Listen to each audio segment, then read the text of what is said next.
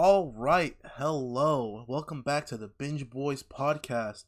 Today we are here with an episode of what we call Binge Plus, where we talk about movies instead of TV shows. Today we're here to watch Inception. But before we get to that, I am one of your hosts today. My name's Enrique. My name's Eli. And it's your boy T-Max. And we watched Inception on Netflix, boys. Tristan, you selected Inception this week. Can you tell us what it's about? Yes, okay. So, real fast before I get started, I want to give a shout out to our missing member today, Austin.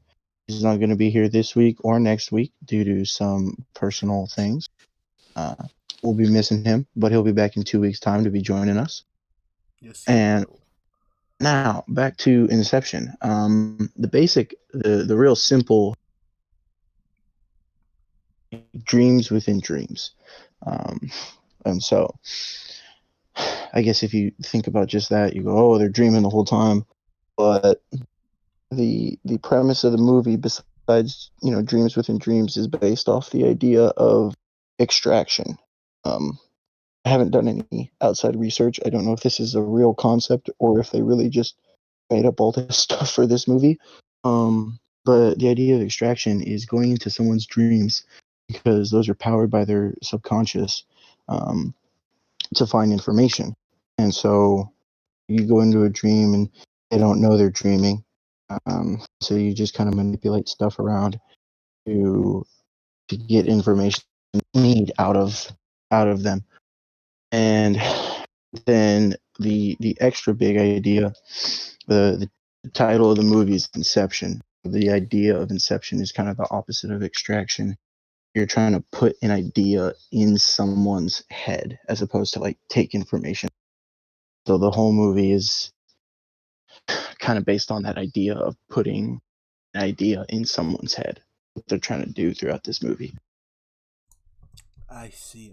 So, for me, I've never seen Inception before we decided to watch it for this. I know you guys have seen it a couple times, right? Yes. And so I've never seen it, and I've heard about it, of course. I knew what the ending was going into it. A little bit about the ending, but I won't get into that because we're still in our spoiler-free section. But the concept is very fucking cool, to be honest, about going in there and doing thievery in people's brains or trying to get information out and shit like that. Super dope. I've actually been around this idea before with a video game I played called Persona 5. I thought it was really funny because I was like, this seems familiar before. Where have I heard this concept? Oh, and it was from that game, and they stole that shit from them, basically. But yeah, Inception's a really solid movie, I'm going to be honest with you. I have never seen it, and it's the first time watching it. It's a genuine 8 out of 10, 9 out of 10 kind of movie with a star-studded cast. I don't know what their budget was, but it had to be out of the park because I'll tell you what. You got Leo in that hoe. You got Tom Hardy in that bitch. You got JGL. You got My boy Ellen Page. JGL. Bro, come Yes, on. dude. So many good actors in that show, in that movie, and it was just like, come on, bro. It cannot be good. Yeah. Exactly. I 100% agree. When you say eight to nine, I feel like I watched this for the first time a year ago, surprisingly, because I know it was a big movie. Obviously, came out in 2010, I think you said, yeah. 10 years. Yeah, and I know it was a big movie even coming out, so it took me obviously a long time to watch it. But a year ago, I always struggle with movies because it's hard for me to actually enjoy a movie. I feel like I hadn't watched a movie that I actually really enjoyed for a while, and then I put that one on, and it did not feel like a 2.5 hour movie. It felt like I was in my room for maybe an hour watching it, and I look at and I'm like, oh, I'm already 2 hours into this. And it just I don't know, it felt like I was entertained the whole time. So I'd definitely give it about a 9.5 almost. 10 being the best possible. Yes, have to be up there. I have that same issue when it comes to movies where I just don't like sitting there for a long time personally, for more than a couple hours. But Inception, I knew that a lot of time was passing. I just didn't know how much. I would check the time and I'd be like, oh, it's been 45 minutes since I last checked the time in Inception, but it feels like so much has happened that but it's only been 10 minutes to me. And it was really cool how that went down, and it was just a fantastic experience for me personally, seeing it for the first time. Oh yeah. Just the format, especially when you get into the second half of the movie, the whole format of how they're doing that, they just pack so much just that amount of time. which makes it so awesome. I feel like Yeah. honestly, it's a movie you have to see more than once. Like it would be more enjoyable if Yeah. you saw it like once or twice. Because like the first time I kind of sat through it, the first 25-ish minutes were kind of a little rough because I couldn't tell what the fuck was going on because they just put you right into the action, which some people like, some people don't. But it just threw me right into it, and I was just kind of confused to start off with. So I was just like, "Whoa, what's going on?" But after that, for initial 25, it's just all smooth sailing and it's really solid. Yeah, going back onto the budget of the actors, Michael Caine was in that too, and Michael Caine's a good actor. Oh, He was not mentioned. Which one is Michael Caine? He was his dad, I believe. Yeah, the Alfred. old Alfred? Yeah, motherfucking Alfred. You can't hate on Alfred. And then they also had the dude He's from so Casino good. Royale, the bad guy from Casino Royale. He Was played that Saito? No, not the my Asian brother. No, the bad guy from Casino Royale is the Fisher, the one who they're going into his brain or whatever. Oh yeah. Cillian Murphy or whatever his name was. I thought it was Fisher. I don't know, some fucking stupid. Yeah. I mean, that's his actor's name. Yeah. Oh, yeah. Oh yeah. Okay, cool. Yeah, I don't know his actor's name. I just know his face. Yeah.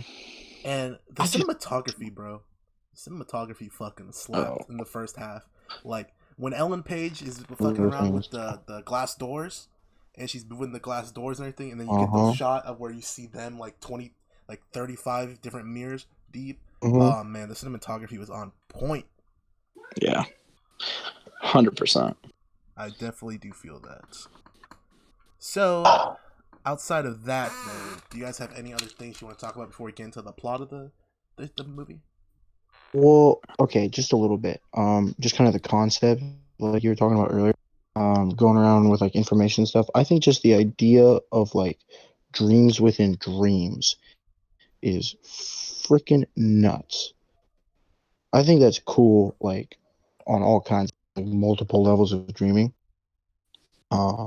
Just some of the things they talk about are so insane to me. One of the big takeaways I had, even before I watched it, like for this, I remembered watching it about stuff, and the number one thing I'm thinking about is like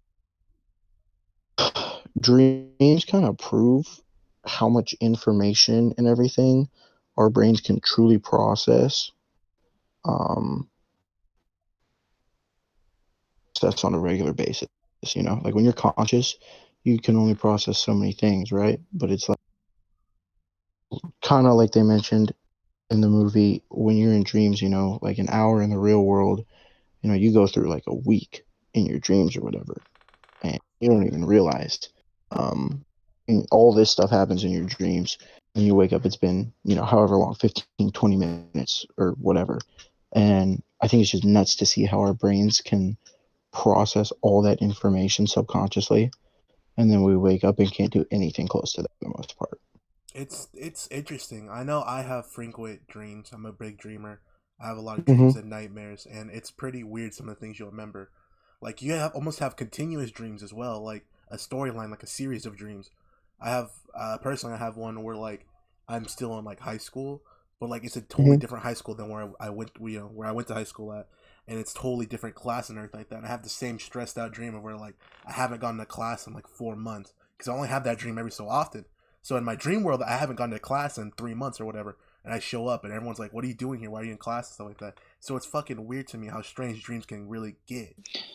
Yeah, what's wild about it is that you process it as normal as well. Like you can see a spot you've never been before, people you've never been. You could do something that you'd never do in real life, and it's still normal to you in your dream too. You don't like question it. Yeah, you don't even realize you're dreaming. Yeah, exactly. It's wild.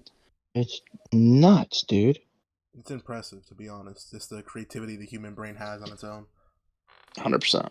It's dope. And dude, I love it. And so for anyone who hasn't seen it, this like the best way I wrote it down in my show notes. I said it was like Ocean's 11 meets Space Time Continuum type shit. Like that's like it's a heist movie, but it's not really a heist movie. It's like a sci-fi heist movie. It's pretty dope. That's a good description.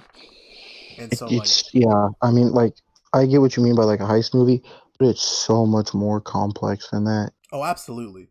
But the base premise is heist. Oh, yeah, that's the idea. Yeah. So, any other remarks about cinematography, general film stuff before we get into spoilers? Just one. Shout out Ellen Page. I love you. You're great. Ellen Page is a cutie. Ellen Page, we'd love to have you on the podcast. She's a great actress. She is. She's solid. She's in Beyond Two Souls, a video game I played. It was alright. It was. You were mentioning something, Eli, weren't you? She was in Umbrella Academy, which was cool. May or may not put it on the list for us to watch. It was pretty decent, but she was one of the main characters in that. She was also in Juno, which came out a long time ago. That's what it was. Yeah, Juno. and she was good in that. Who remembers Juno? I haven't even seen it before. I'll be honest with you. This is definitely an interesting movie. Teen Pregnancy, the movie. Get the fuck out of my face. Come on, bro. What the fuck? Who made this? Was that the one where she also did roller derby or something? I want to say it was. It would have been. What's the concept? I don't even understand that. I've seen bits and pieces. I've never watched the whole thing. It's fucking ridiculous. Teen Pregnancy, the movie. It's just because it's called it Teen Mom. I don't know why the fuck it's called Juno. Juno, you want a baby? This is just MTV's Teen Mom, the movie. Ellen Page, I know we're talking shit, but we still watch you on the podcast. Max, you weren't the director of that shit. Yeah, come on. You were just a script. They gave me a script. You got to do what you told. Yeah. All right. Okay. We're good for spoilers? Yes, sir. A movie. Before we get into spoilers, we have a sponsor today.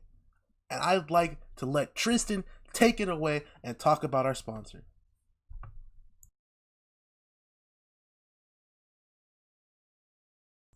All right. We're back talking about Inception. We're here to talk about spoilers, boys. So, yes, sir. Spoiler. I'm just gonna throw it out there. Cobb is fucking stupid. What do you mean? I agree. He's fucking stupid, bro. There was 3 points in the movie where I genuinely disliked him. Right?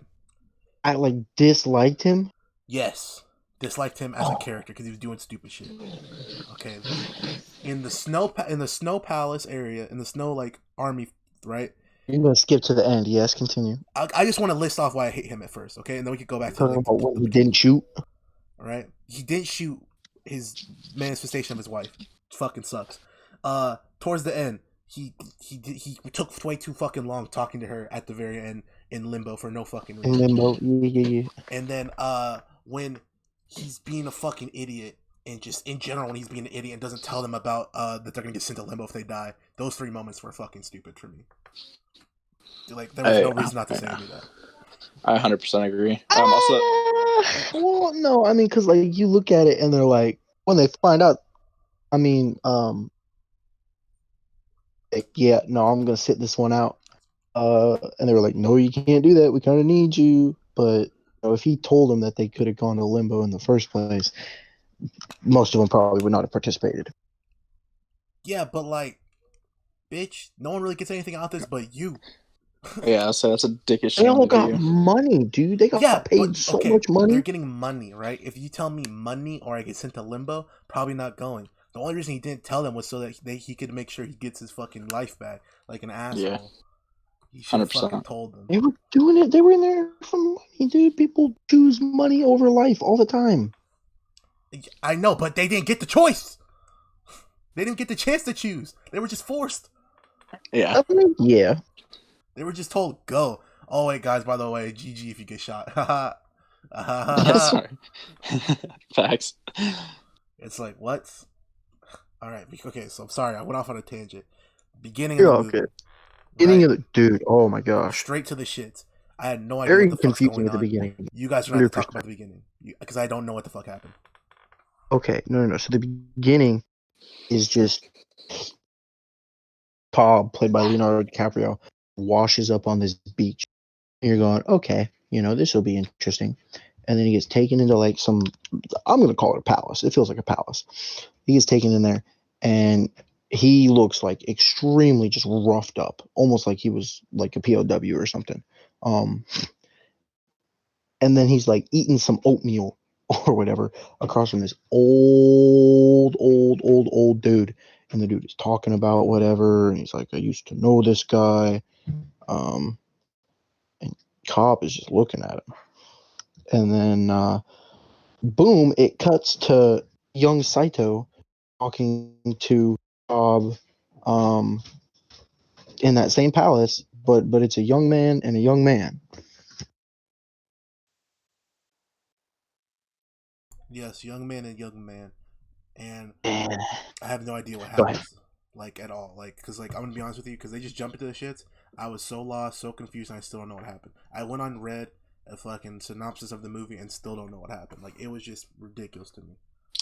So my like what I think is kind of going on, and I've only seen it a couple of times, so like I don't fully understand it, but like what I think was going on was it was kind of a test for, because he wanted to hire them to like obviously do the job that they later did in the movie, but they wanted to hire them, so that was kind of like a test in his brain to see if they were like really good at their job or whatever.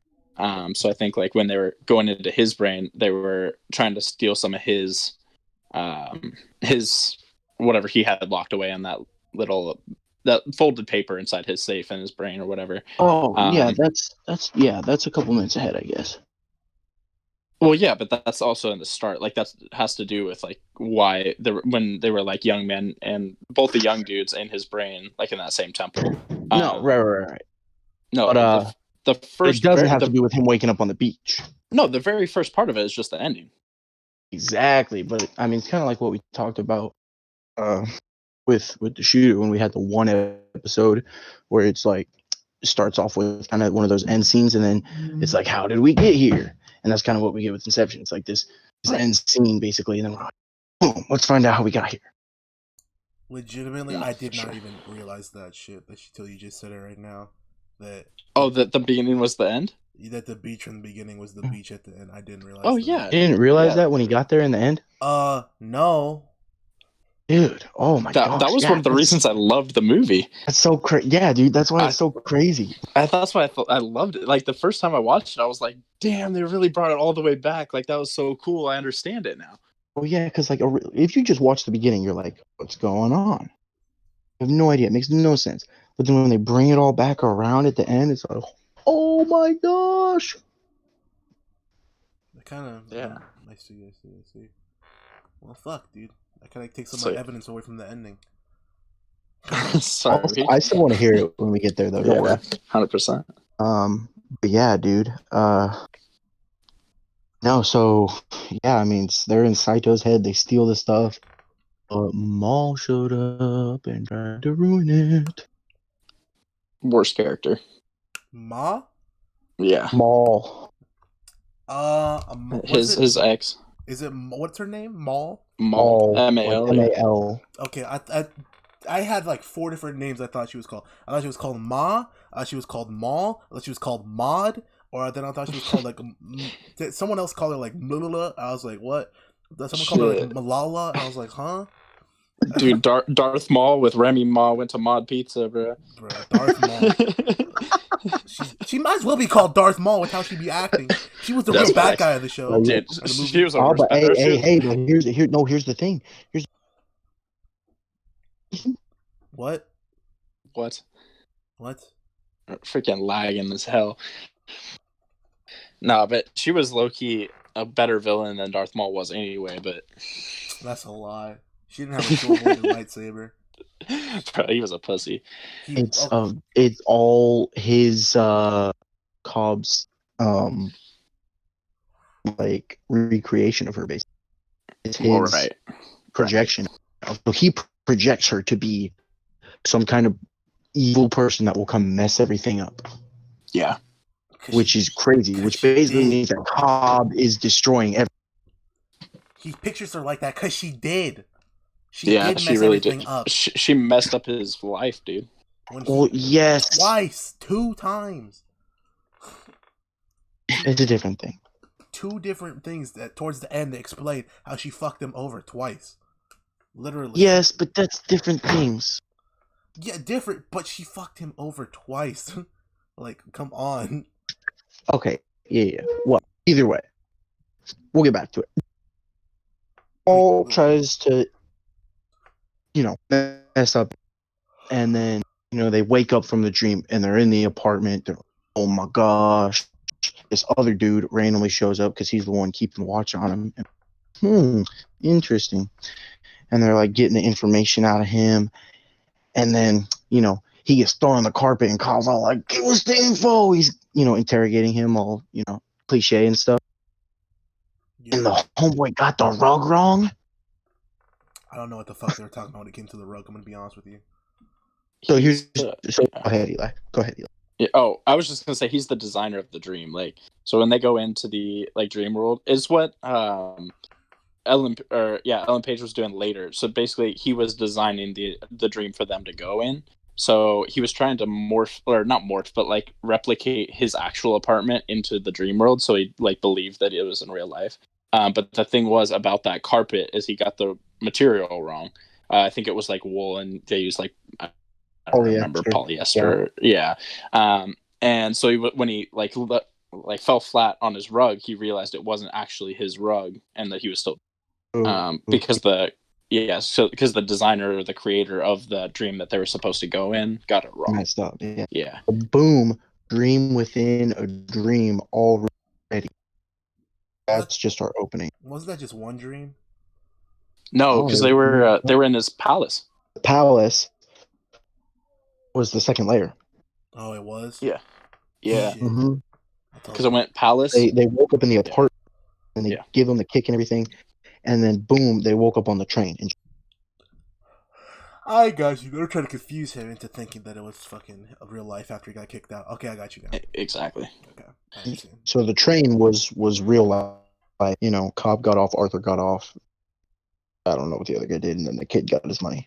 Yes. And so then after that, Saito offers them the job. Yep. He's like, yo, fuck this little ass bitch kid, alright? We gonna fuck with him, right? We're gonna go in his head, we're gonna fucking tell him his dad really hates him. And all this kind of shit, right? And it's like, what? And they're like, huh? And they're like, yeah. And so then fucking Leonardo DiCaprio goes all Ocean's 11. He's like, we need a team. And they go and they look for fucking the best of the best Ellen Page. Who's just a fucking college architecture student. And Juno. She's a genius. And my boy, Joseph Gordon-Levitt, a.k.a. Yes. Robin, a.k.a. should have been Nightwing, a.k.a. The Goat, a.k.a. Don John, a.k.a. whatever else you want to call him. The Goat. I love JGL. a.k.a. young Bruce Willis. He goes in there and he's like Cobb's partner or whatever, Leo's partner. And they go get her, and then they bring her there, and then they go show her the dream world or whatever, and how it works and shit. And then she's like, "What the fuck?" And then Cobb just she picked it up quick, bro. He's just freaking out the whole time, bro. He didn't tell her none of the rules, and he starts screaming at her about breaking the rules. Also, Cobb is definitely a do as I say, not as I do kind of guy. I don't like those people. Yeah. He's like, don't do this, don't do that, don't do this. And he's like, and then they're like, bitch, you do all this shit. Like, what are you talking about? He's like, yeah, that's why I know that you shouldn't do it, because but I hate those people. It's like what I say that to people. I'm like, don't do what I would do. Like, I'm gonna do it anyways, but don't do it. Yeah, and then so he gets Ellen Page, and then they go Ocean 11. They go in there. Ellen Page is already a beast at it. She's like, oh, you explain how it works? Beast. She's like, she's doing glass doors and making bridges and making people, and then people are trying to fuck her up. When she made the street fold over on itself, that was dope.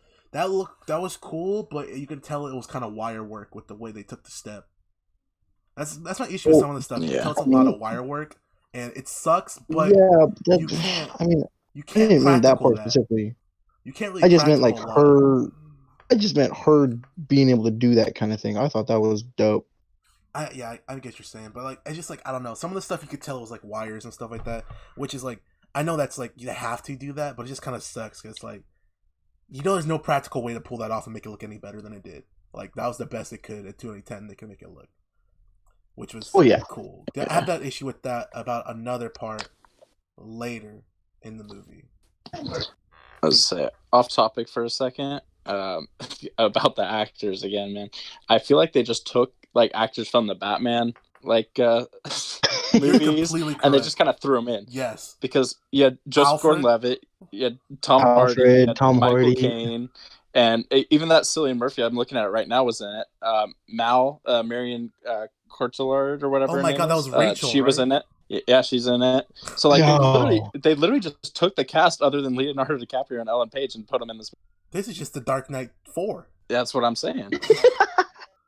or 2.5. I forget where. At Hey, what point guess who? Guess who was in Batman Begins too? It was Slido. Oh my god, he was his So they master in literally- Batman Begins, wasn't he? Yeah. Wait, So, look up the director. Who is the director of Batman movies? Christopher Nolan. It's the same guy. Oh, there you go. Yeah, See, that's Christopher why. Nolan. why. yeah. Come on, guy. I Yeah, That's come on, understand, you gotta but switch up your cast a little bit, buddy. it's like Yeah, it's why, like though? He's got a Tarantino. great Tarantino cast. does the same shit. Tarantino gets the same motherfuckers for every movie. It's like, god damn it, let Samuel Jackson go do something else. Let him go. Let him go, Tarantino. Sorry, I just had to go off beat because I feel like that's crazy. Dark Knight 4. It's kind of cool though. Yeah. Also going off topic again. Have you guys seen the trailer for Tenet? No. The next No. Christopher Nolan movie. It looks a lot like Inception. It looks really good though. Okay. Check it out after. Good to we know. finish the podcast. This will be on the list in the future, I'm sure. Possibly. Okay. But yeah, Anyway, going back to it. Ellen Page doing Ellen Page things. She builds the place. She's like a beast. He's like, I don't make it anymore because if the manifestation of my wife will like fuck with, she knows she's in my head. She'll just tell like the person what the fuck I'm doing because she knows the path. So I need someone else to make this shit for me now. That's his whole reason he got Ellen Page. And then Ellen Page comes through. They do all that. Then they're like, we need someone else. I think it was like Forger, right? They They did a got Forger, the Forger next. Yeah, they went and got Ives. which is Tom Hardy. Tom Hardy. Which yeah, I fucking- I'm bad with brilliant. names. I love Tom He was Hardy so brilliant. much. Yeah, he's a He was beast. really good in that part. Dude, Tom Hardy's good in anything he does. He's in one of my favorite movies ever. It's called Warrior. It is amazing. I don't know if you guys have ever seen Warrior. I'll I have probably put not. it on the list at some No. point. Fantastic movie. It's like an MMA movie. It's about this brother and these two brothers, and they have to fight each other at one point. Very, Okay. very, very good movie. Very good movie. It's super dope and super like heartfelt. Yeah. So they get Tom Hardy, and Tom Hardy's doing Tom Hardy things. He's like, what do you want to do, bruv? Bloke, Cole, Colt, all that, Tom Hardy things. And he's like, all right, we're gonna do Tom Hardy things. And then they distract the guy, and then movie chase 2.0 shaky cam. They go through the streets of wherever the fuck they were. I don't know. It looked like India or something. It was an M something. I thought it was like Morocco. Not quite Morocco. Yeah, I It think they was, might have been speaking Spanish or something because I know he was asking for coffee. He's like cafe, cafe. Yeah. So I don't know if it was like I don't somewhere where remember. they speak Spanish or something. Machu Picchu. It was not Machu Picchu, you buffoon. God damn it. Okay, It was just yeah, Michigan. Yeah, exactly. So they're in Michigan.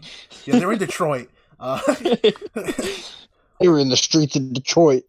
So yeah, Tom Hardy does Tom Hardy things, and then they go on a run and they do some fun shit. They come back, yada yada. They come back and we're like, guys, we need Oh, more. no, because Saito picked him up. Yeah, Saito picked them up, and they're like, Saito picked him up. we need more people. And they're like, who do we get? I know a guy. And they go to this Indian dude. What's his name? Is that what you call him? Indian? Yeah, he's definitely He's Indian. absolutely Indian. 100%. He's British Indian. Yeah. Okay. But Yusuf was his name in the movie. Yusuf, yeah, They go dude. to Yusuf. Yusuf's Love like, Yusuf. Yusuf's like, yo, what you need? I got it. CDs, DVDs, essential oil, weed, meth, LSD. And he's like, I got it all. And he's like, cool. We just need sedatives, nothing too crazy. He's like, I got I it. know he did not actually have all that.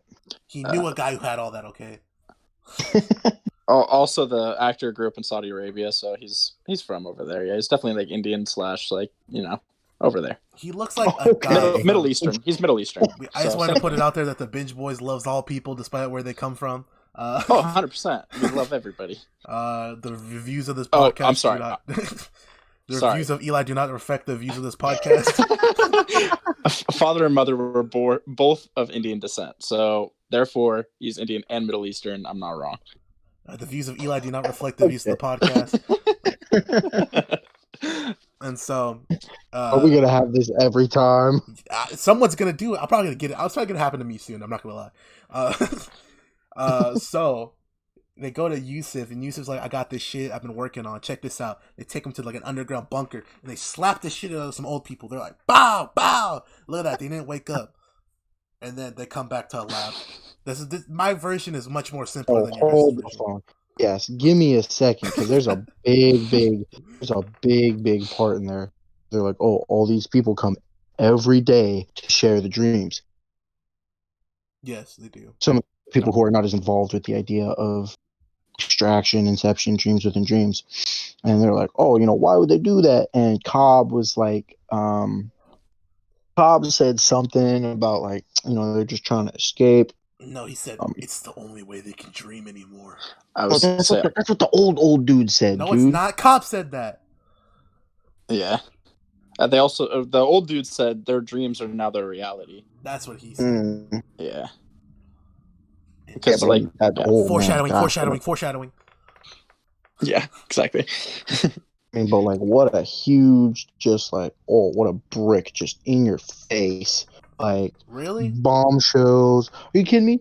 Dude, oh, why do these people come here? They're trying to escape, this world, like, this world isn't real to them. This is the only way they can dream. It's like, oh, snap. It's like, their dreams have become their reality. And you're like, oh! I'll give you one thing, right? It was a brick. It was a brick of a metaphor into your fucking forehead telling you that real life sucks dick. Obviously, real life sucks dick, motherfucker. I know. But you don't need to be like, real life sucks. Can you believe it? Yes, I can! Facts. It did not have the same effect on me, Tristan. It was just kind of there. And I was like, dude, this is some intense stuff. But that happens. Yeah, and so then they do all that. After that, I forget what happened. Tristan, you gotta let me in on that one again. After that, that's when they had the team assembled and they started like working out their plan, right? Ariadne, Ellen Page, was like working on the level. They were like, here's what we're gonna do. They were like, here's what we gotta find out. Ives went kind of inside to learn about Fisher's godfather, the one dude, what's his face? I forget his name. But he's the old dude. He was the godfather to the guy they're trying to go after, right hand man of his father who owns the corporation. They want him to break up. Yeah, they want him to split the company. Working with the levels and stuff. Arthur and Cobb are teaching Ariadne about all this stuff, how this stuff works. They talk about the totem. That's a kind of a cool concept, like, oh, how do we know what's real and what's not? And so you see Cobb doing that like all the time throughout the movie with his totem, trying to figure out if he's, in a dream or not. I think that's an interesting concept. Yeah, he seemed like he was spazzing, like, to be honest. Like, I wrote down in my notes that he was doing that a lot. And so, oh no, he's completely unstable. Unstable. You could tell he was losing like what's real and what's not for a while before this even happened. So he was spinning that shit consistently. Well, no, I don't think he's necessarily losing, but he's just so scared of having what happened to his wife kind of happen to him. But I understand. I get that one, but I see it more as he's losing his grip on reality because they were both in there for around the same amount of time. So both of them kind of were starting to lose their shit. Like, not just her. But he kept his just long enough where they both didn't fall into the pit. Well, no, because he knew the whole time, but he was just willing to be there. His wife completely lost grip of everything. He still knew what was going on and all that. He was just completely okay with it. That's how you read That's it. my take on it. That's my take on it. Yeah. But so they start doing all this stuff. They're assembling like the levels of the dreams. They're explaining stuff. Totems. I think the totem is a cool concept, for them. Yeah, I agree. Even though the weird thing is, like, we don't see any of the other people with totems. Like Ives doesn't end up with one. Saito doesn't have one. Yusuf doesn't have one. And we don't see any of that. So that presents, some interesting questions per se. But Yeah, then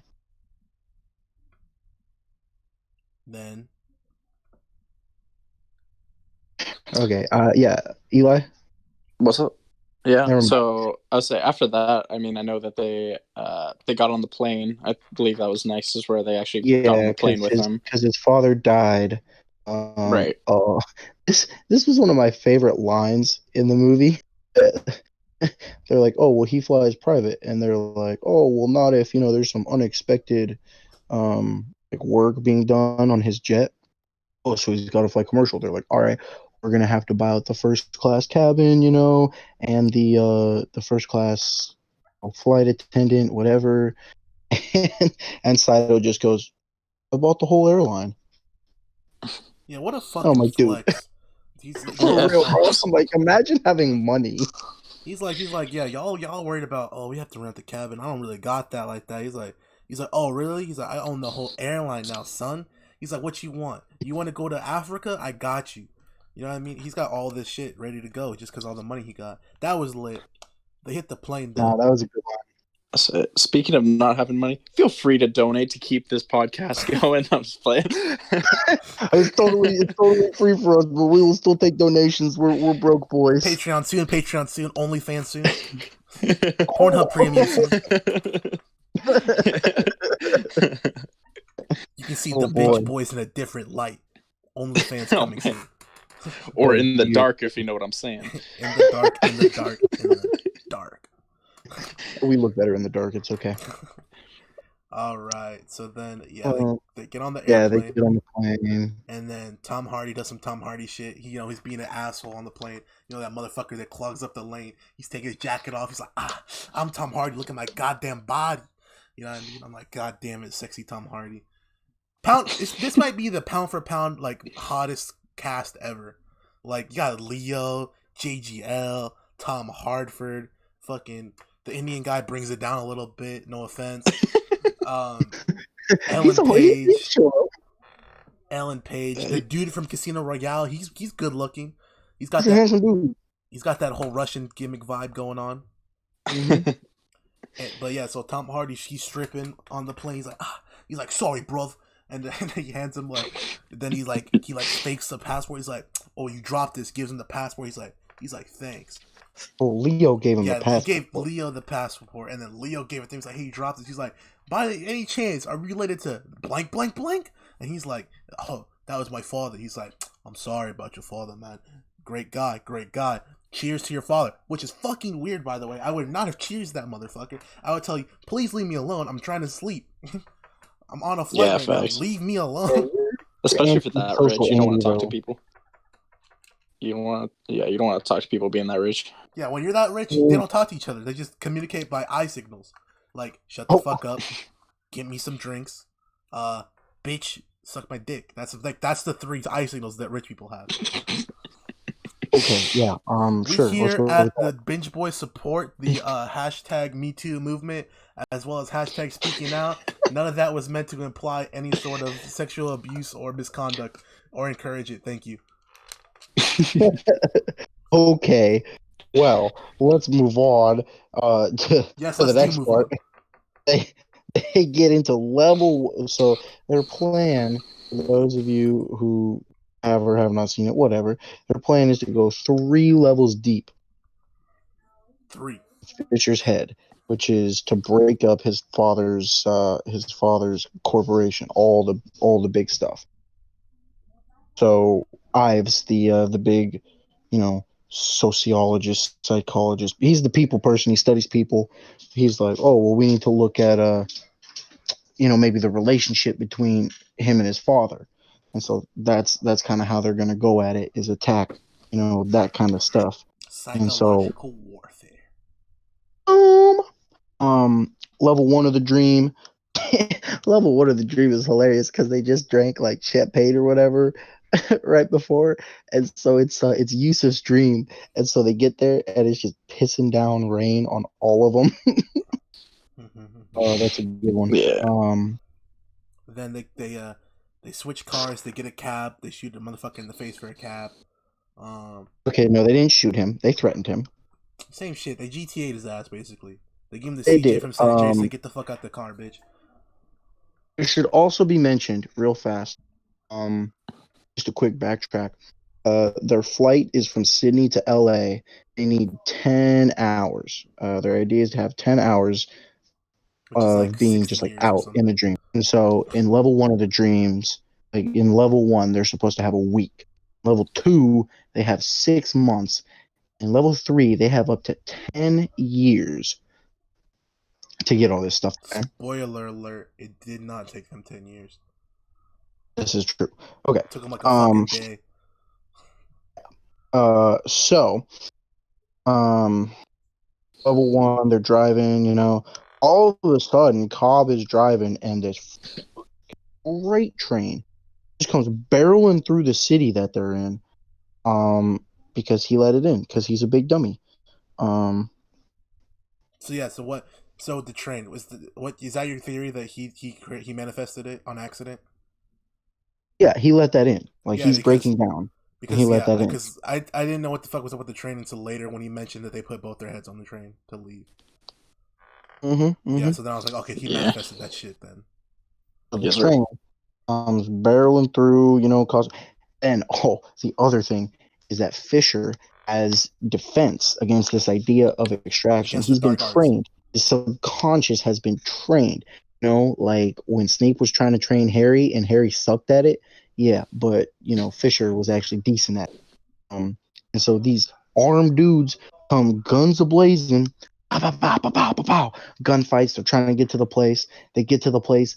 My man's Saito has been shot, like basically just right in the chest, right near his heart. And they're like, oh my gosh, like this changes things. And that's when Cobb hits him with the, oh yeah, if you die, you're just gonna go to limbo instead. Like you won't. You skipped the part. You skipped when Tom Hardy pulled up with a motherfucking gun and said, "All right, time to put him out of his That was misery." after. That was after. No, it wasn't. No, that's when they got in the cab or his car or whatever. No. Yeah, no, Reek's right. Yeah, because remember, this is when after they got out, he was like, "I'm gonna kill him," and then he told him about if you die, you go to limbo because he didn't want him to shoot him. Yeah. Tom Hardy pulled up. He pulled up with the Glock when it was hot on his block. And he was like, "Fuck it, bye, Saito." And they're like, "No, don't do that." He's like, "What?" Okay, no, because normally, if you die in a dream, you wake up. He's like, "What?" He's like, "What? I'm just gonna wake him up."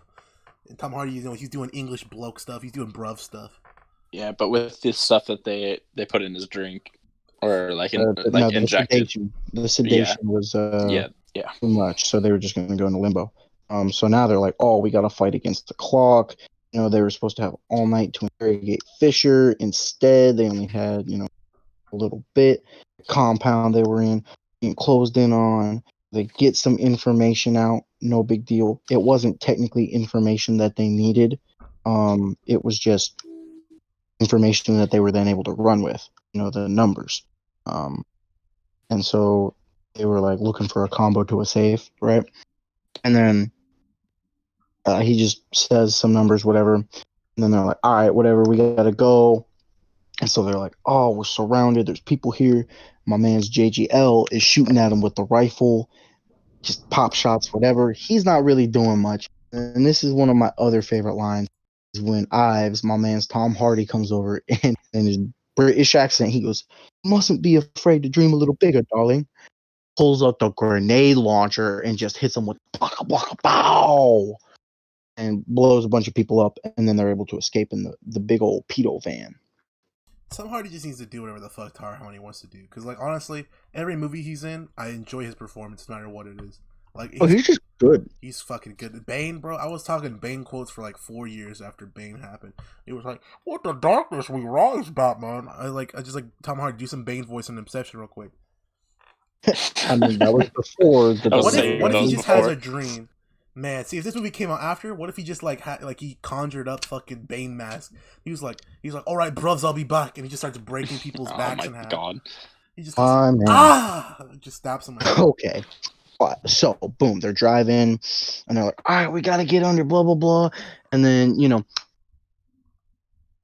is like, oh, Saito, won't feel the pain as much, when we go down another level. It's like, all right, we're gonna go under, and so they get everybody under, but Yusuf, they're in his dream, he stays behind, and he's driving the getaway van, all while they're being shot at, it's a big old car chase scene now, and it's like, sweet, we love car chase scenes, plus the guns, like, awesome, this is gonna be fun.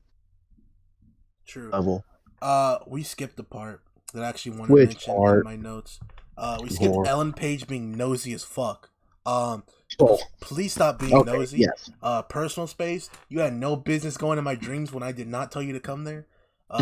Leo was just sleeping, in his dreams, chilling, and then Ellen Page is like, "Ooh, let me go into his dreams just to fuck with him." It goes into his dreams, and she starts stalking him, and then Ma's like, "I'ma kill this bitch," and then she comes in there, kill that bitch, and then she runs away, and that's when you find out about Ma and that he has her locked in the basement of his imagination and shit like that, or whatever the fuck.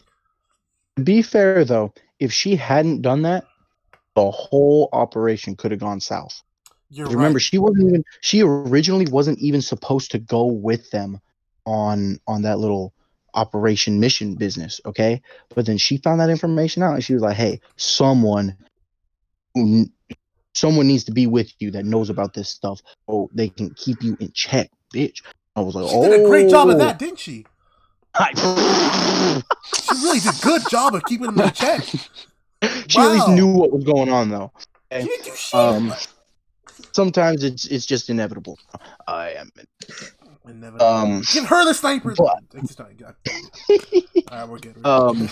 So, okay, fine. Yes, there was that part. That's insane. We started learning about Maul.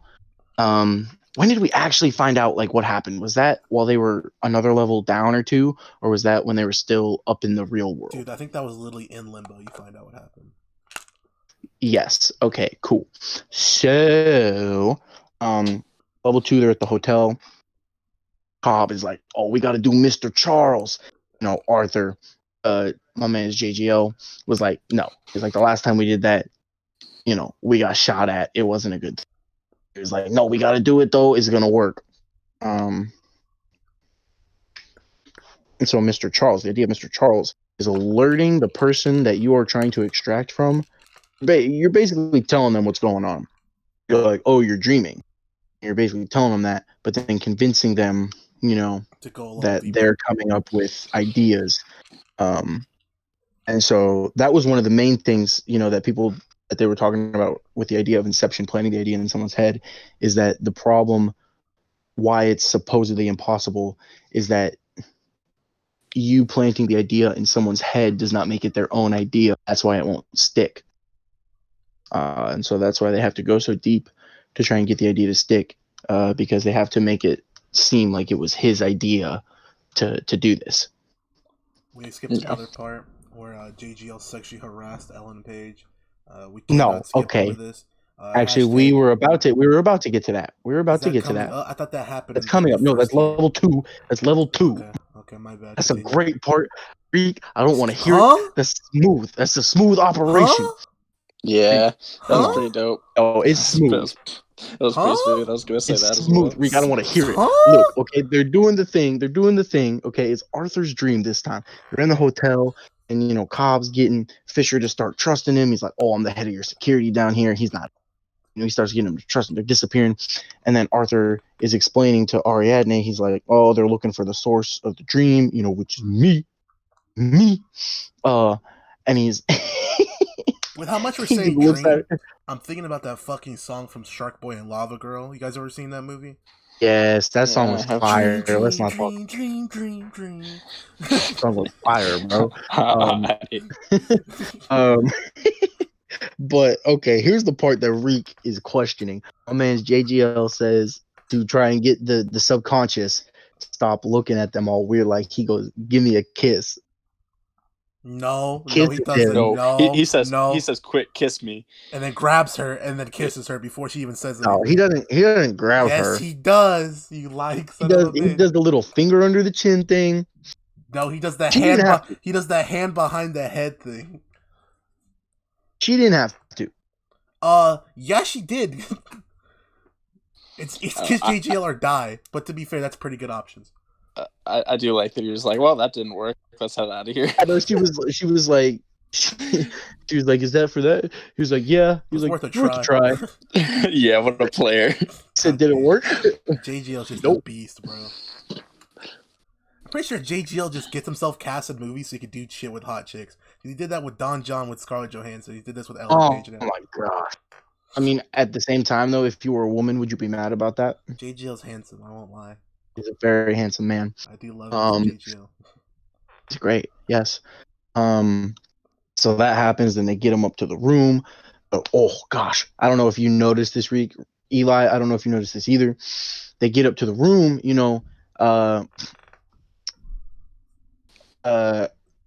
they're like, "What room is it?" And having Fisher lead them to it.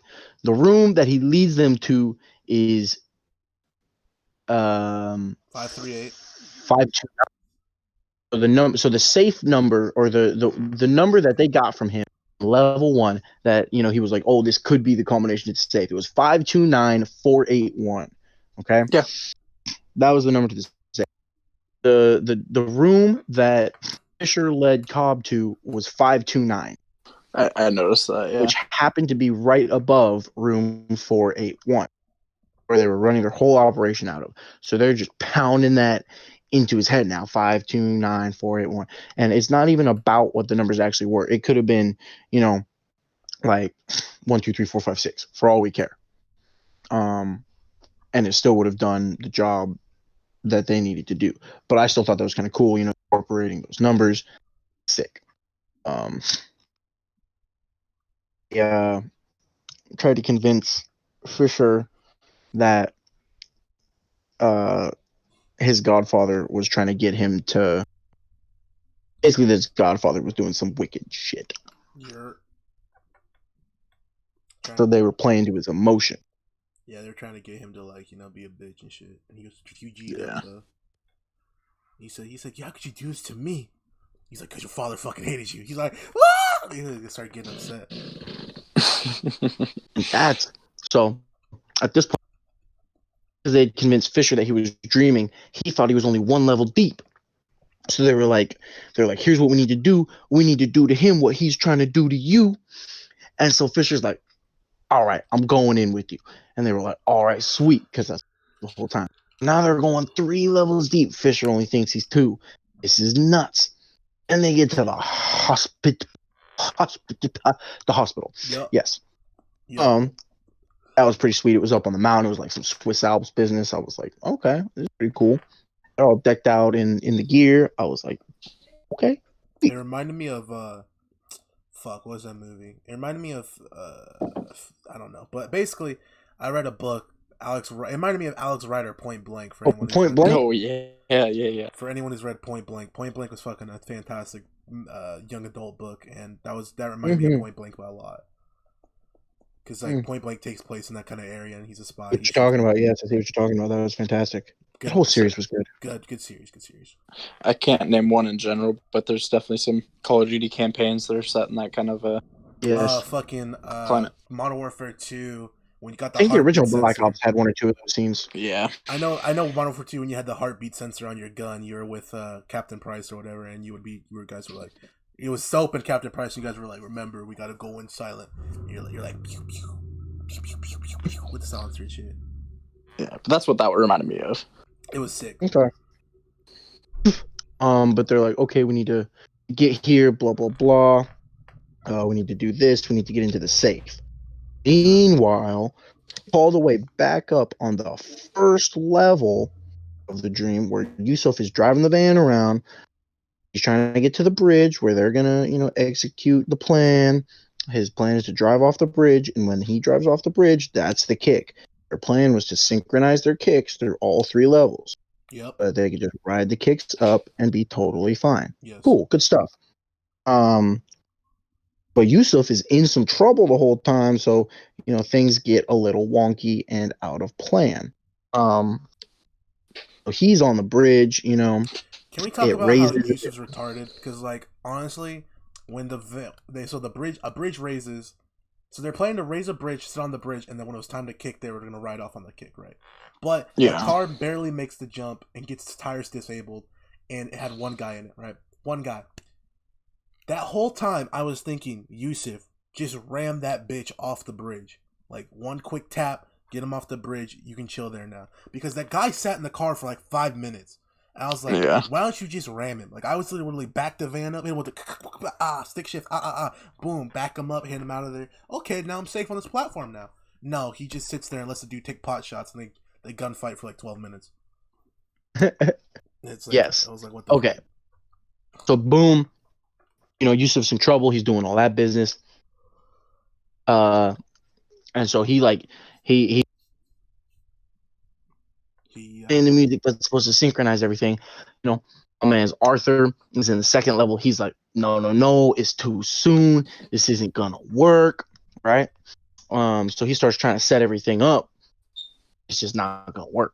And then in the third level, like they basically just got there, and they're like, no way, like it's too soon. They're like, we've only got this much time. Okay. So they're hurrying the process up. They're trying to get down to the business, and then that's when Cobb was like, and now they're in Ives's dream, by the way. Cobb was like, did he add any like shortcuts? Blah blah blah. He's like, there's always the shortcut. Did he add any shortcuts? And Ariadne's like, I can't tell you this because then Maul's gonna come, blah blah blah. And he's like, just tell me. And so she's like, oh, he did this. And he goes, tell him, blah blah blah, like what to do. And I'm sitting here like, well, she didn't have to. My thought for this was she didn't have to tell him what he added for Cobb to just be like, tell him what to do. He Right. wanted to know, though. He wanted to ruin the whole plan, to asshole. That's what I'm saying. It's weird. I'm so confused by that part. They're doing that the whole time. Saito is starting to feel the pain of the fact that he's dying in level 1. Big issue. True. But so they're getting there. Saito's gonna defend while he's dying. But he's gonna defend while Ives helps Fisher get into the vault. And lo and behold, we got Maul coming in to ruin the day. And then you get Leo DiCaprio with 27 seconds to take the shot. Yeah. Has the shot lined up. Ellen Page is in his ear. Take the shot. Take the shot. Take the shot. He's like, I can't do it. Why can't she do it? Take the shot. Take the shot. I can't do it. I can't. He doesn't take the shot. Fucking gets the dude killed right away. And I was like, oh my god, you're fucking. All drops, kills Fisher, and then he shoots immediately. Like he doesn't even hesitate at that point. I'm like, sir. It's like, oh, good, the mission's done. Let me just kill her. Yeah, it's like me every time you guys get downed, and I'm like, I'm trying to help. Is the T-Max Andy out here? He just wasted it. I was like, what the fuck's the point of you sniping if you're not gonna snipe, bitch? Please. For real, bro. He sniped like 3 or 4 like scrubs, and he couldn't snipe the one he needed to. It's like, huh? Exactly. So then, him and Ariadne like hustle over to the. They're like, oh my gosh, we gotta go help. And they're like, oh, Fisher's dead, and we're like, oh, so we're stuck now, right?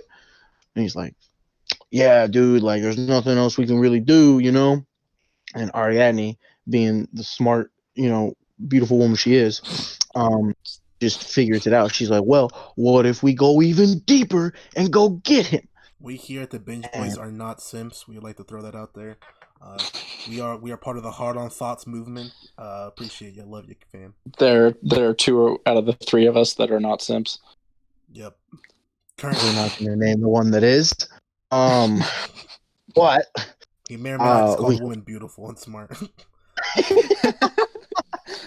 Speaking the truth does not make one a simp. Alright, cuh. So, but then Leo was like, oh, like if we go down any farther, we're going into limbo. Like he just died. And so, Ariadne was like, that's okay, let's do it. And meanwhile, Ives is gonna go set charges to blow the whole hospital up, because that's the kick there. JGL is setting charges in the room below on level 2 of the dreams, because that's going to be their kick. No big deal. And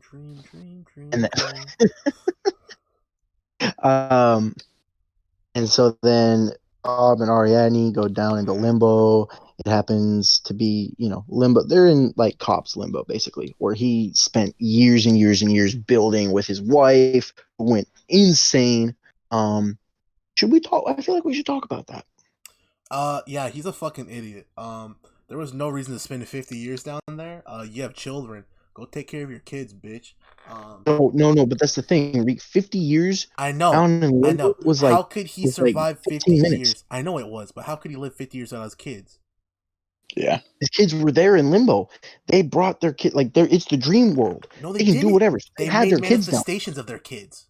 Yes. Yeah. They had the backside of their kids. It was like, what? They Okay, like, well, no, that pause. was Hold part of on, the symbolism that they were showing the whole time. hold on. You just said they had the backside of their kids. All right, chill. All right, we here at the Binge Boys do not support the Catholic Church and their pedophilic ways. I just want to put it out there. Yo, Just letting you know we don't support pedophiles here. Gail Benson, the owner of the New Orleans Saints, we're looking for you. We will take you down. Today we would like to announce that we're bidding for ownership of the New Orleans Saints and Pelicans. Thank you. Oh yes, please. here at the Binge Boys, we're not against the whole Catholic Church. We respect all religions. We just don't like touching of adolescents. Okay, that's true. Fuck 12. Back to it. Okay, Maul went insane in Limbo. She lost her grip on reality. She thought that Limbo, what they had built there, had become her reality. The secret that she had locked away all this time was her totem was the top that Cobb ended up using after she died. And so, like, locked away in Limbo was this idea that it was reality because the top was down, which means, Cobb broke another one of his own out. fucking rules where he says don't touch other people's totems by taking her totem. Okay, I just want to put that out there. That's different. She's dead. I did some research on that actually. So it wasn't actually his totem. His totem was his wedding ring. Is what the sleigh. That's what I'm saying. I'm doing some research. Oh no! Yes, that's right. No. I've heard about this one. When it's Hold on, he's in the dreams. We'll get there. All right, we'll get there. So I want to talk about that later too. Yeah. Okay, fine. We'll go back to Maul going insane. She lost her mind, locked away the idea that Limbo was real. They ended up going back up to the real world. But Maul had she had like nothing. Yeah, basically she just became this mindless creature of sorts. She ends up killing herself because she thought that was the only way up. She suicided. By the way, here at the Binge Boys, we support those who are dealing with mental health crises or issues. Find someone to talk to. There are lots of resources all over the place. Please do what you need to do to help yourself. If that doesn't work, self-medicate. We here at the Binge Boys support the use of weed. We do not support the use of pills or amphetamines. Keep yourself safe. Do not drink alcohol and drive. Do not drink alcohol and carry a gun with you. Thank you. Okay, so suicides, and that's where Cobb's life, blah blah blah, started going down because for some reason in the reality world, she filed a letter with their attorney that said that he was going to kill her. She framed him for murder and then killed herself because she was like, oh, he's going to come with me. Obvious. Basically, she's so batshit that she fucked him over in every way possible. Yes. So now, the whole premise of the movie is he's been on the run. He can't go back to the United States. And it's like this crazy whole big, and so they're going to go through this whole situation of like how this came to happen, and basically he killed her in this insane way by making her go nuts and then suicide. So there's that. Now cut back to where we were. They go down into limbo, and Cobb is like, oh, Maul's going to have Fisher. That's just how it's going to be. Symbolism, bring it around town, whatever you want to call it, right? That made sense. It felt like it was a little bit predictable, but I didn't have a problem with it, I guess. I don't know what you guys felt about that. What was predictable? What specifically? Where he was like, oh, Maul's going to have Fisher down in limbo, because she's trapped down Obviously, there. it wouldn't be a movie if he didn't have him. What the fuck? Oh, yeah, he's right there. Go get him.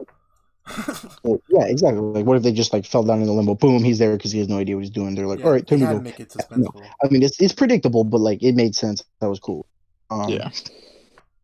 Then this whole big thing happens, and you know, Ellen Page is like, "You gotta come with me," because it starts falling and the collapse, the kick starting to happen. So you gotta come with oh me. yeah, He's like, I gotta find Saito because Saito fucking died in the other one.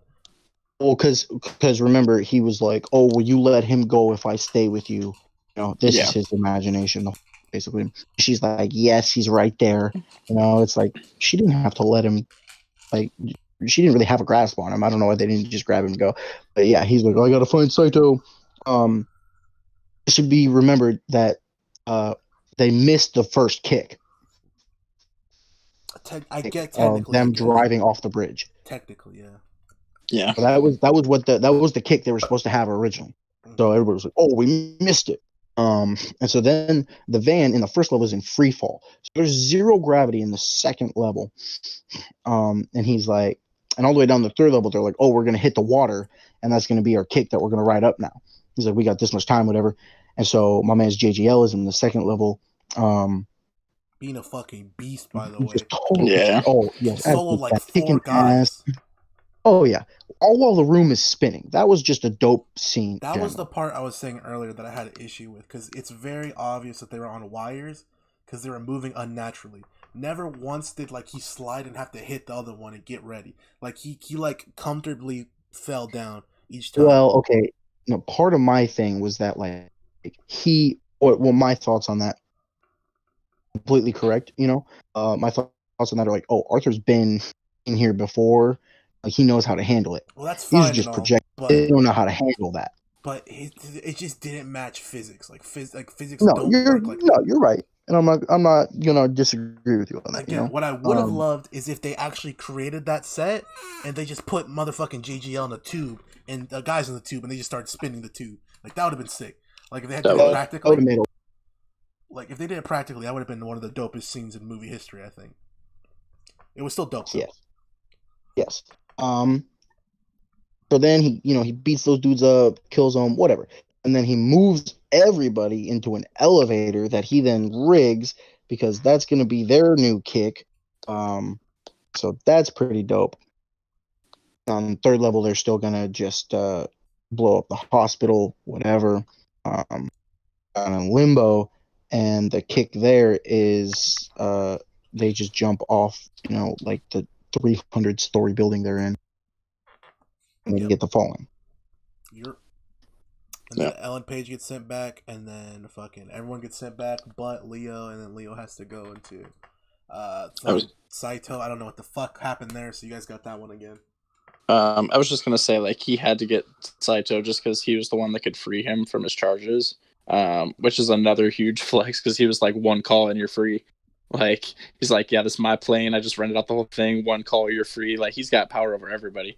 Oh yeah, But, yeah. So that was the whole thing was Saito, like that was why Cobb took the job, is because right, Saito said that he gave him his freedom. right. So that's why he stayed in limbo He because he has kind of power needs him. over everyone but motherfucking Fisher.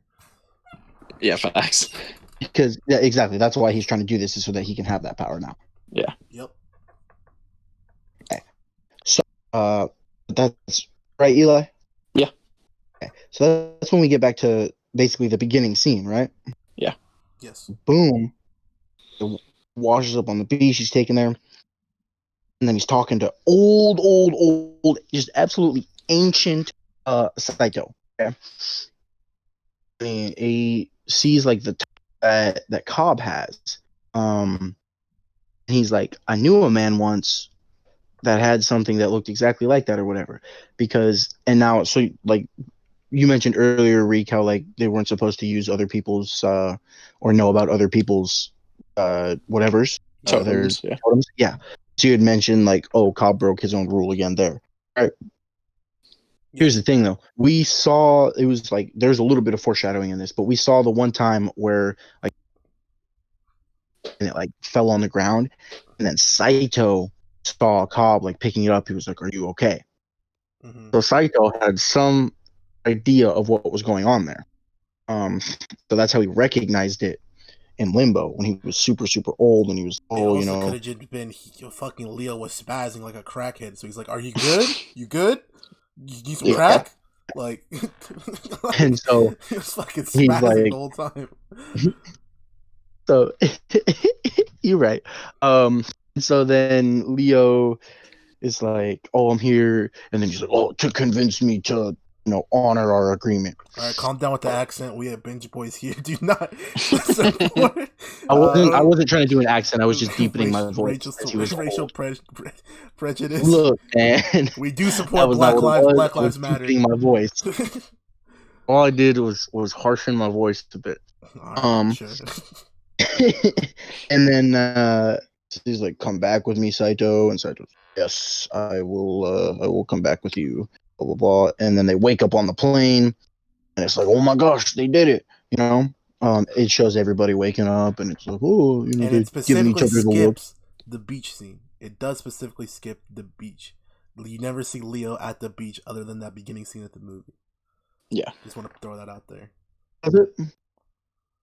Yes, it does skip over the beach. You never see him wake up in the beach except for the beginning of the movie. Okay, so then it just cuts straight to him in the. Okay, that's fine.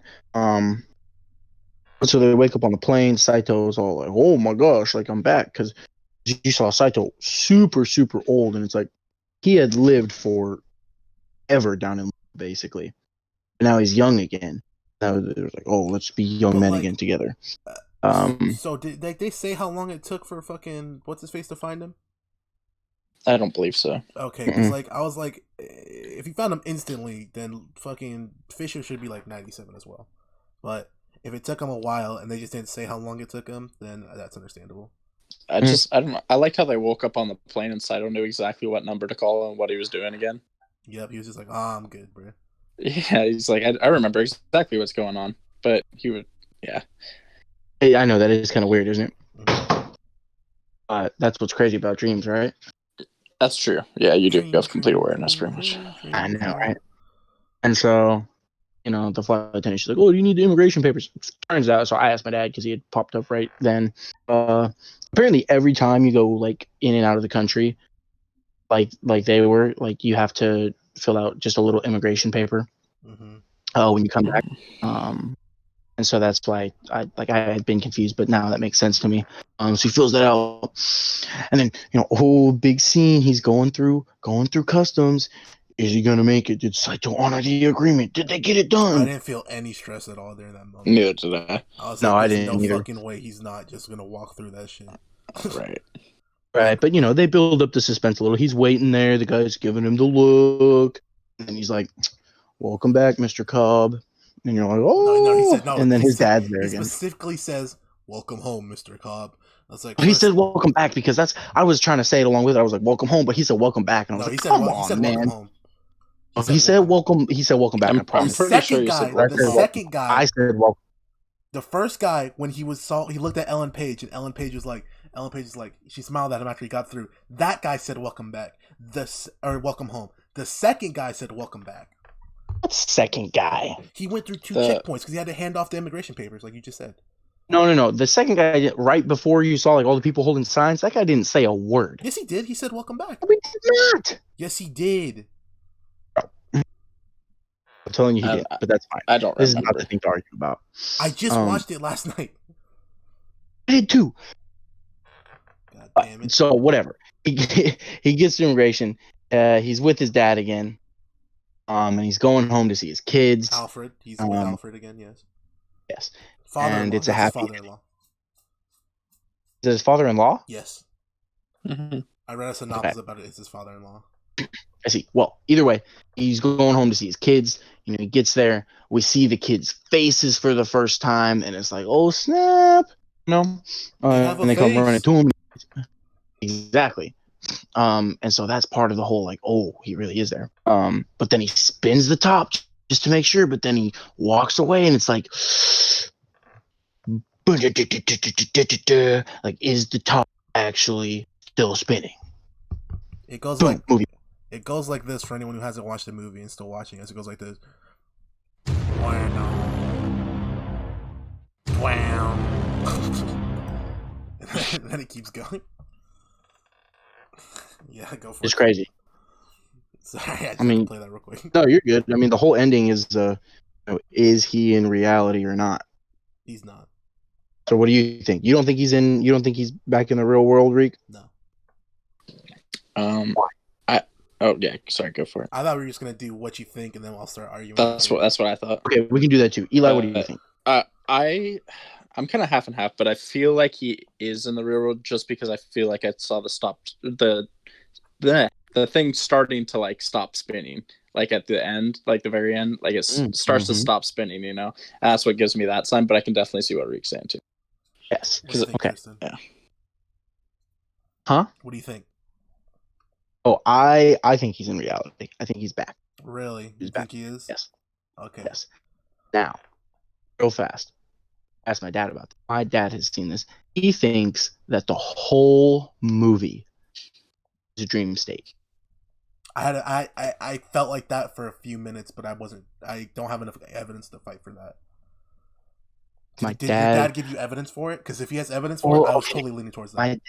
My dad went into the whole real life, like psychology stuff. He's like, oh, his wife died. He was down in limbo forever, blah, blah, blah. Like, that's emotional trauma. So he went into like it was all a dream with no evidence kind of thing, right? His evidence is real like world shit. World science. Okay. And I'm like, this is a movie. Here's what they were presenting. I would That's totally why get that for you. Okay, well, before I say anything, have you guys seen the movie Shutter Island? Yes. Mm-hmm. Okay, so I haven't seen Shutter Island. That one makes more sense though. That one I at least understand. That has evidence, right? So I don't think they would do that twice, because at least Shutter Island had like evidence of shit to point it towards that, and they directly tell you that. I don't think it was, because I thought about that for a few minutes. Like, maybe this is all bullshit, but there was no point where like the bullshit could have started or ended. You know what I mean? That was my only thing. That's why I didn't say that the whole thing was a dream or something like that. Yeah, it makes sense. I don't think it is, because like there's too many missing links. Because here's the thing. So the idea that what I was trying to tell my dad, I was like, Dad, they went into limbo. I was like, they were in limbo, and if you can't go any lower than limbo, if limbo is the 4th level, then boom, all of a sudden it's the 5th level. But it's like, you can't go lower. I was gonna say. Mm-hmm. Yeah. Another thing that kind of gave it away is because like I was saying earlier, that's not his totem. His totem was wedding ring. Like when I was like looking it up, and he wasn't wearing his wedding ring like in that last scene. But he was in all the dream states, so that's why I also think that he's in reality, because he's not wearing that wedding ring. Was he? So when they were wait. Okay, so like when they wake up on the train, is he wearing it? I believe so. I did not like look for it in every scene, but from what I'm reading, like from what I read, I guess, like because I was doing some research, he was wearing it in every dream state. Yeah. Give me a second. But not on the plane. Not on the plane when he woke up, like after being in limbo and stuff, though. That's what I at least read. So that also makes me think that he's in reality as well. Because that shows me that his totem the whole time wasn't the top. I've heard that before too. That was his Totem, yeah. Totem, yeah. So, for me, right, the reason... I'll let you look that up, and I'll get my shit off real quick. So, the reason I think he's still in a dream state is because there was no kick for him to get back, right? His body was in the water for a while, right? Even if it was like 45 seconds, he was stuck in the truck, in the van, and then he'd have to get out of the van, too. Because they show him still strapped in the van and everything like that. No one got him. And no one went back to go get him either, because he washed up in the beginning, right? So... he probably would have died, or he would have came back, and then he would be drowning as he comes back, right? I understand it's a dream, but still, like, they show that, like, it still has real-world properties for the most part. Okay, so my counterpoint to that is his body was dead. Like, he was dead. Mm-hmm. I realize he wasn't technically there, but his body would have been dead. In the hospital, he was crushed to death. So it's like... Which one? When? It's basically like the kick was primed. When he dies in limbo, it's just all the way up already. I don't, because Ellen Page had to go through all the levels too. I mean, Her body wasn't dead in the van yet, though. oh, yeah, So, exactly. Like she wrote it up while it was live, but he came back and then they out just of the woke river up. though, in the van, in the beginning. I mean, He washed up on shore from the van. Remember in the beginning of the movie. you're saying the beginning scene where he washes up on the beach is him, washing up on the beach from the van. Yes. No, Then what the fuck were you guys talking about?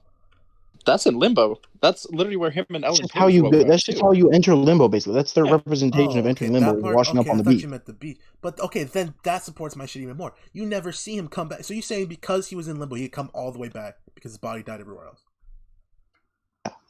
I thought the whole point of the limbo thing. Well, then why do you have to go get? I don't know. To me, it just doesn't feel right. Because if that was true, he could have just fucking like domed Saito and fucking just came back, right? Comment what you guys think in the comments below. But We're obviously divided. So that's one of the reasons, right? And then another reason I have is the top was spinning. Yes, it did falter, but it never stopped spinning, right? And they purposely cut away from it just to like fuck with you and make you think about it, right? Exactly. Right. But every other of scene course. where he does the test, right? If we're going by consistency's sake, right? Every other scene he does the test, it'll spin for like 2 seconds maybe, and it will start faltering really bad, right? Like really bad, and it'll fall over right away. That scene, it spun way longer than any other scene before it began to falter, right? No, I agree. It's the suspense and the discussion point, though. It's the reason we're discussing I get that, this. but they're pretty consistent with everything else they've done throughout that whole movie. So I feel like Christopher Nolan knows what he's doing with that as well. So he did that on purpose. And then also, Well, yeah. he didn't interact with anyone of the main cast besides Ellen Page. And even then, that was just a look after he came back.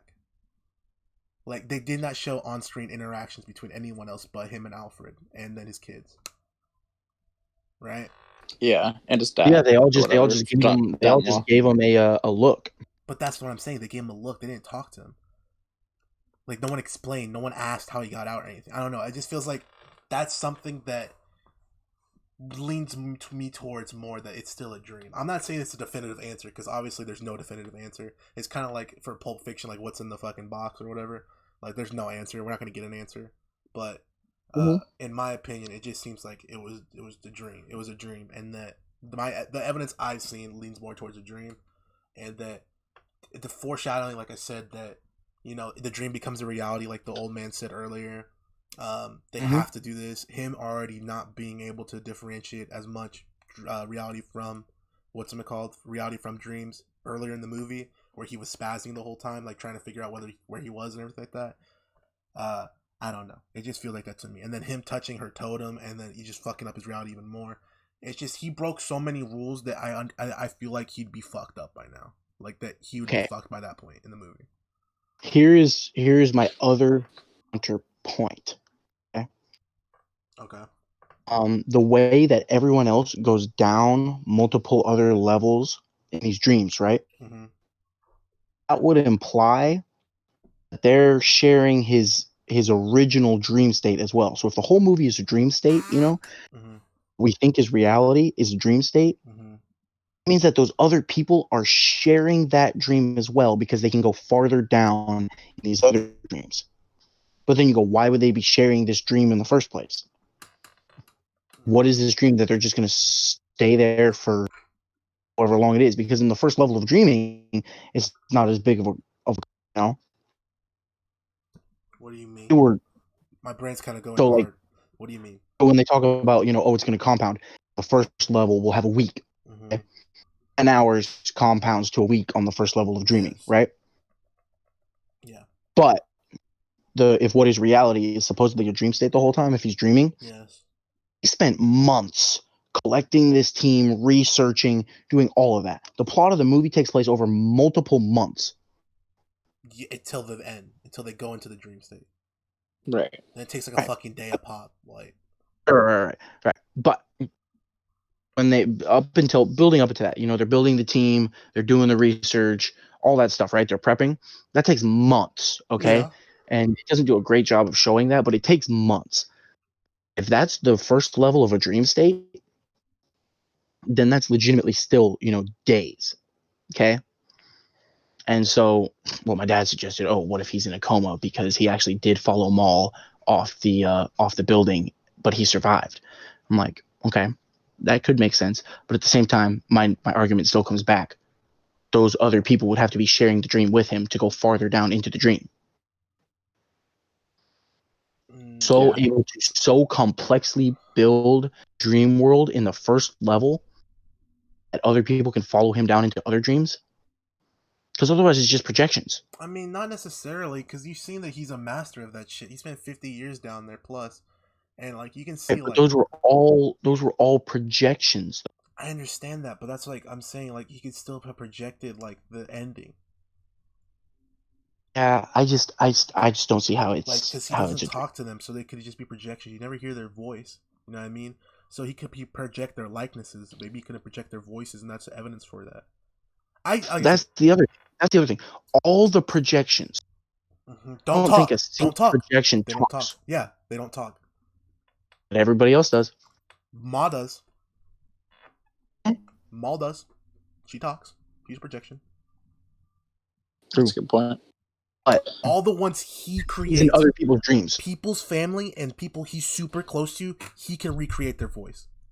Right? So that's my thing. The only people you see him talk to are the fucking random guy, right? So he could have just made up some random bum and had him talk, and then you could have had some fucking the guy. That's why he says welcome back, welcome home, because he says something very specific that he's been waiting to hear. He's been waiting to hear welcome home forever. So he hears welcome home. He goes back, talks to Alfred, goes back and talks to his kids. Those are the only three people he talks to.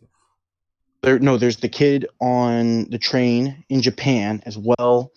There's the original architect. I'm talking about at the end. I'm not necessarily talking about. At the end. Yeah. But if he's dreaming at the end, that means he's dreaming the whole time, basically. I think the movie's supposed to be pretty hard to tell what's real or not because of exactly. That's the whole point. That's why I wanted to freaking throw it on here. Because he's not a reliable narrator or a reliable. I forget what they call it. Yeah, narrator. If depending on how far you got in English class, you learn a lot of stupid shit, and this is the stupid shit I've learned. Like the narrator's not reliable, so that you can't really take their viewpoint as 100% concrete for most of it, right? Because you've seen him slip in and out of consciousness, and you've seen him struggle with that. So, if anything, if you take it when Ellen Page is being the main character, if you take all that stuff as guaranteed for real, and then you take when Leo's character, you take some of that as real and some of that as dream, then it changes the way the movie's set up. And that's how I looked at it, really. Was that Leo is like inconsistent, so he doesn't really know what's going on. But whenever Ellen Page, she hasn't been in there enough. So when she does things, she sees the real world. Like when they're in the real world, it's mainly through her eyes. Like if you think about it, right? Yeah. It's mainly through her eyes. But as soon as they go to the dream world, it's mainly through Leo. And sometimes Arthur. Yeah. But that's just my take on it. Like I said, it's very up to interpretation. It's very much how do we feel like it. I see what your dad's saying, and that's something I wanted to go towards, but I just don't have enough concrete evidence to support it. I don't like doing the whole it was a dream just because thing, because you could say that about anything, really. That's just my opinion. Yeah, I agree. But like I said, I enjoyed the movie no matter what. 9 out of 10, 8 out of 10, 9 out of 10 kind of movie. 100%, yeah. It's definitely in my top movies. Yes. It's a great movie. I love it. I mean, that's part of why that's just part of why I wanted to put up. I thought it would be good to talk about. Want to watch the movie. This episode will go live June 22nd. July 1st, Inception leaves Netflix. I do not know if it's going to another streaming service, but I did read when I was watching it last night, it said available until July 1st. So. Oh, damn. All right. Interesting. I didn't know that. I did not know that. I found that out last night as I was watching it. So. And I also happen to own it on DVD personally, but yeah, like if you own it on DVD, not everybody does. But no, like I said, Inception's good. I'm glad I got to watch it because honestly, I wouldn't have watched it on my own. To be real with you, I don't watch very much movies, so that was good. So, hope it blew your mind a bit. It didn't blow my mind too much because I knew the concept going into it, so it wasn't right. But like, was it? I mean, it's yeah, okay, that's fair. But still, I'm sure it gave you some like, what is going on? It was. My eyes were hurting the first 20 minutes. I don't know if it was you guys noticed that too, but it was a lot of shaky cam, a lot of choppy footage, and then as it went on, the footage kind of smoothed out, and it was much better. But that was just. I'm not sure. That's just what I saw though. All right. Any other closing remarks? No, I would say tune in next week for season 2 and 3 Shooter. BS3 again. And before we go off, we're gonna pick our next Binge Plus movie. Okay. So we're gonna spin the wheel right we now. we picking now, huh? Yes. All right. So here's the thing, though. One of the movies we have on the list for this rotation is Top Gun. I went looking because we had a question earlier. I remember we asked, "Is Top Gun even on streaming services?" Yeah. So I checked, and it is not. So Okay. what we're gonna do is we're gonna put Top Gun in the list still, and we're gonna try to we're gonna spin it. If Top Gun gets picked, we're gonna ask whoever put it in. We know who put it in though. We don't want to disclose that yet, but we're gonna ask whoever put it in to either resubmit a new movie or pass, so we can do that, right? If Top Gun even wins the spin right now, so we're gonna spin. The three movies we have ready are Spider-Man Into the Spider-Verse, fantastic movie, Top Gun, and A Silent Voice. Are you guys ready for the spin? 100%. Spin. Oh, let's see what we have here, boys. And okay. It looks like we have A Silent Voice as our next movie we're watching in 2 weeks. Silent Voice. A Silent Voice is on Netflix. Okay, I've not heard of or even seen it. I mean, I've heard of it, but I have not seen it or know that just should be interesting. I will disclose who picked that right now. I picked that movie. Yeah, we know. A Silent Voice is mine. A Silent Voice is an animated movie. It came out in 2018. I haven't watched it at all myself. I've heard it's very good. It's one of 2 movies I want to put in there. Another one's called Your Name. These 2 movies are like the best like anime movies that have come out in like the last 10 years or so, I've heard. And I really wanted to watch it, and it's like it looks really good. I haven't, like I said, I haven't watched it before, and I want to. So, yeah. All right. Silent Voice we'll 1. Tune in. I said tune in 2 weeks for that one. Yeah, 2 weeks, and then next week we have the Binge Boys episode 2, where we'll be talking about Shooter season 2 and 3, and then we'll pick our next movie, our next TV series there as well. Yes, sir. All right. We wanted to say thank you for tuning in this week. Don't forget to support Anchor. Thank you for powering the Binge Boys podcast and supporting us by offering us ad revenue. That's something very rare these days. You can find us on YouTube, Google Podcasts, Spotify, Breaker, Podcast, Pocket Cast, literally any and everywhere we're there. Preferably support us on Spotify or Apple Podcasts. We can see the data there, and we appreciate those as well. And subscribe on YouTube. Your family. Subscribe on YouTube, and we will take suggestions from people in the comment sections who watch this. So, thank you. My name's Enrique. I'm Eli. Tristan. And we will catch you guys on the next episode of The Binge Boys. Peace.